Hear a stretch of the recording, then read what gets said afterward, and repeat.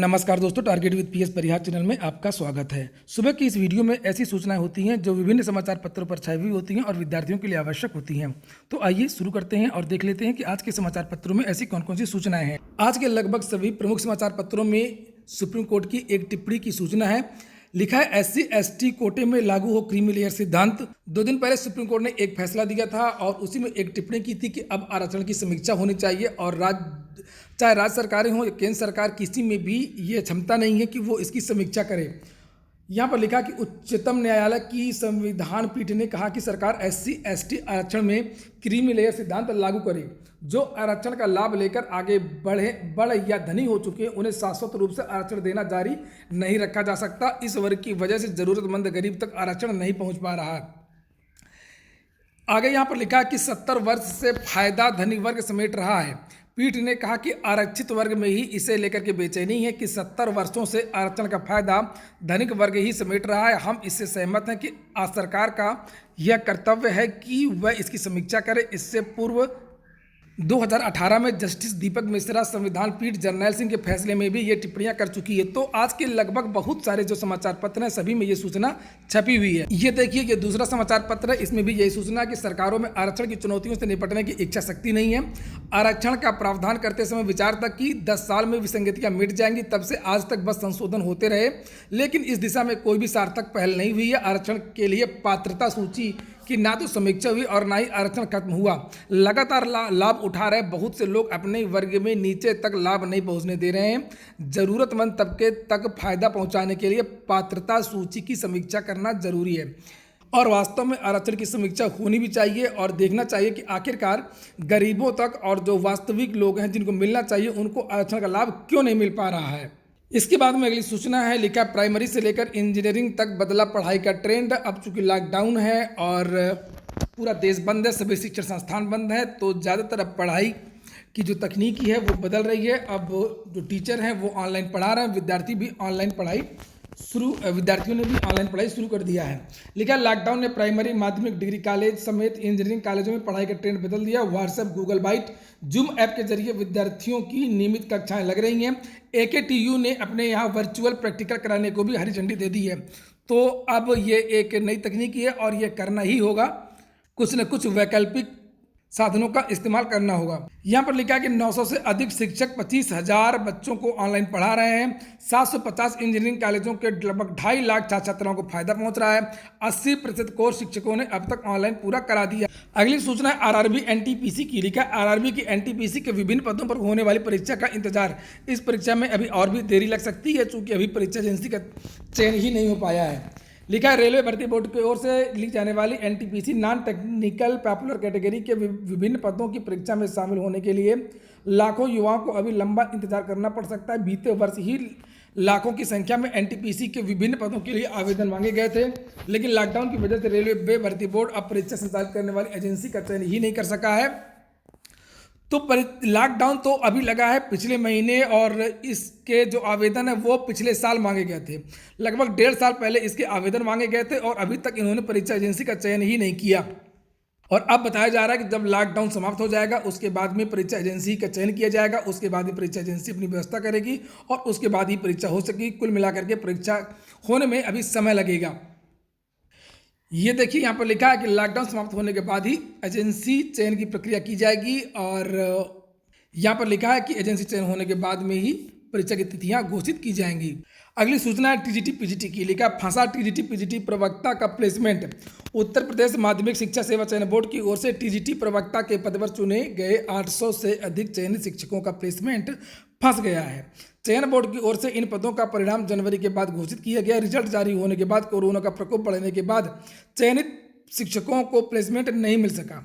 24 मार्च से लॉकडाउन लागू होने के बाद चयन बोर्ड की ओर से TGT एवं प्रवक्ता 2016 के लिए चल रहा साक्षात्कार भी रोक दिया गया। तो 2011 के चयनितों की भी नियुक्ति नहीं हो पाई और 2016 में कुछ विषयों के परिणाम जारी हुए और कुछ विद्यार्थियों का तो साक्षात्कार ही नहीं हो पाया और पूरी प्रक्रिया जो है वो ठप हो गई है। अब यहाँ पर लिखा हुआ है कि जब लॉकडाउन समाप्त हो जाएगा उसके बाद में ही प्रक्रिया आगे बढ़ पाएगी। इसके बाद में एक और अच्छी सूचना है, यहाँ पर लिखा केंद्रीय स्वास्थ्य मंत्री डॉक्टर हर्षवर्धन ने कहा कि देश में मामले दोगुने होने की दर घटी है। कोरोना कुछ हफ्ते में काबू होने की उम्मीद है। नीचे लिखा है कि केंद्रीय स्वास्थ्य एवं परिवार कल्याण मंत्री, विज्ञान एवं प्रौद्योगिकी मंत्री हर्षवर्धन ने कहा कि देश में कोरोना संक्रमण की रफ्तार धीमी हुई है। सारे परिदृश्य को देखकर कहा जा सकता है कि हम संक्रमण की स्थिरता की ओर बढ़ रहे हैं। देश उम्मीद करता है कि अगले कुछ सप्ताह में हम इस वायरस संक्रमण पर काबू पाने में सफलता प्राप्त कर लेंगे। हिंदुस्तान से साक्षात्कार में उन्होंने कहा कि देश में कोरोना रोगियों की स्वास्थ्य होने की दर 19.36% तक पहुंच गई है। मामलों के दोगुना होने की दर भी धीरे धीरे कम हो रही है और यदि पिछले 7 दिनों के आंकड़ों को देखें तो संक्रमण के दोगुना होने की जो दर है वो अब 9 दिन हो गई है। पिछले 14 दिनों में वह 7.2% थी। यह बदलाव हालात में सुधार की तरफ संकेत देता है।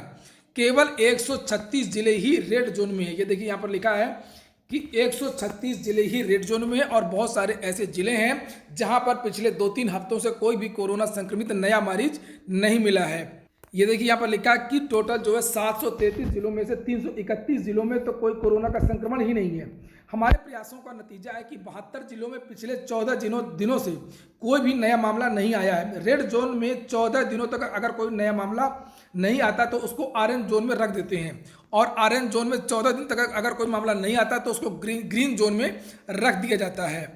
लॉकडाउन और सोशल डिस्टेंसिंग का पालन करते हुए जान भी है जहान भी है, इस सिद्धांत को पालन करते हुए दैनिक कार्यों को भी शुरू किया जा रहा है, लेकिन कुछ नियमों में बदलाव भी किया जा रहा है। कल मैंने एक वीडियो बनाया था जिसमें मैं बताया था कि मध्य प्रदेश ने शुरुआत कर दी है कि अब किस तरीके से शैक्षिक सत्र इत्यादि को आगे बढ़ाना, जैसे कि अब एंट्रेंस एग्जाम नहीं होगा, वहाँ की ज़्यादातर परीक्षाओं में और एकेडमिक के आधार पर प्रवेश दिया जाएगा।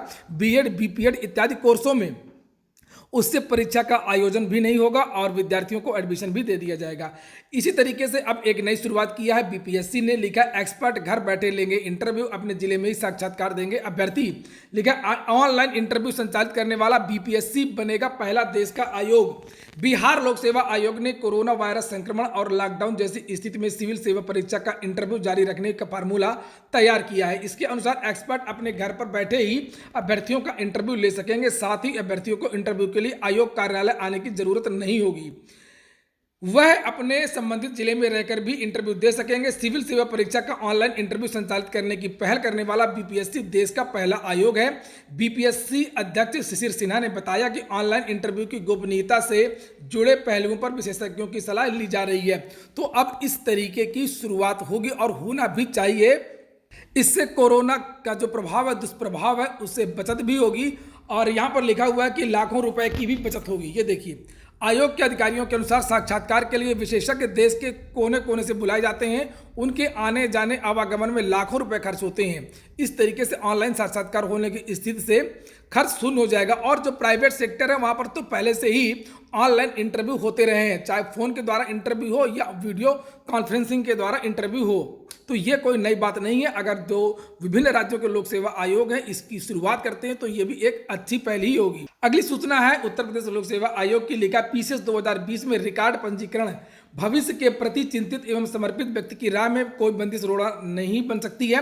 जैसे कि चर्चा थी कि पीसीएस के जो आवेदन है 21 तारीख से लिए जा रहे थे, विद्यार्थियों ने विरोध किया था। विद्यार्थियों का कहना था कि आवेदन नहीं कर पाएंगे, बहुत सारे साइबर कैफे बंद हैं, इसलिए इसका जो आवेदन है अभी नहीं आना चाहिए, इसको रोक देना चाहिए। लेकिन इसके उलट बहुत सारे विद्यार्थी अपने मोबाइल फोन के द्वारा लगातार आवेदन कर रहे हैं और केवल 3 दिन में ही 65,000 अभ्यर्थियों ने पंजीकरण करा लिया है। और लिखा है जबकि 25,000 अभ्यर्थियों ने फॉर्म भी सबमिट कर दिया है। इसलिए आप लोग भी इसका जो फॉर्म है वो जल्द से जल्द सबमिट कर दें, लास्ट डेट का इंतजार ना करें। पीसीएस का जो आवेदन है उसके भरने की जो प्रक्रिया है वो काफ़ी आसान है। अगली सूचना है कोरोना की वजह से जो राज्य कर्मचारी हैं उनका भी जो महंगाई भत्ता है, डीए इत्यादि है, वो रोका जा सकता है। केंद्र सरकार ने तो रोक ही दिया है। ये देखिए लिखा है केंद्रीय कर्मियों का डीए अगले साल जून तक नहीं बढ़ेगा। कोरोना संकट की वजह से केंद्रीय कर्मचारियों और पेंशनर के महंगाई भत्ते डीए की महंगाई राहत में वृद्धि दर सरकार ने जून 2021 तक रोक लगा दी है। और यहाँ पर लिखा राज्य कर्मचारी और पेंशनर भी हो सकते हैं डीए से वंचित। तो जिस तरीके से केंद्र सरकार ने किया उसी तरीके से राज्य सरकारें भी कर सकती हैं। अगली सूचना है यूपीएससी की। भले ही कोरोना हो और लॉकडाउन लगा हो पूरे देश में और लखनऊ पूरी तरीके से बंद है, यूपीएससी भी बंद है, लेकिन यूपीएससी के जो विद्यार्थी हैं वो अब आक्रोशित हो गए हैं। वो लगातार अपना ट्विटर अभियान छेड़े हुए हैं और उनका कहना है कि यूपीएससी ने आखिरकार पिछले 3 वर्षों में क्या किया, इसकी राज्य सरकार को समीक्षा करनी चाहिए कि आखिरकार कितनी नियुक्तियां हुई, कितने परिणाम जारी हुए और कितने परिणाम लंबित हैं।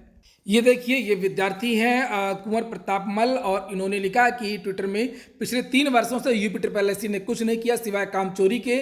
नई और पुरानी मिलाकर के लगभग 15 परिणाम लंबित है। ये आयोग युवाओं को बर्बाद कर रहा है। एक नहीं, हजारों छात्र ऐसे हैं जो लगातार अपना आक्रोश ट्विटर पर निकाल रहे हैं। यहाँ पर भी लिखा कि सर अभी लॉकडाउन है देश में, बट यूपी में एस्पायरेंट प्रतियोगी छात्रों को लॉकडाउन यूपी में 2017 से लगा है।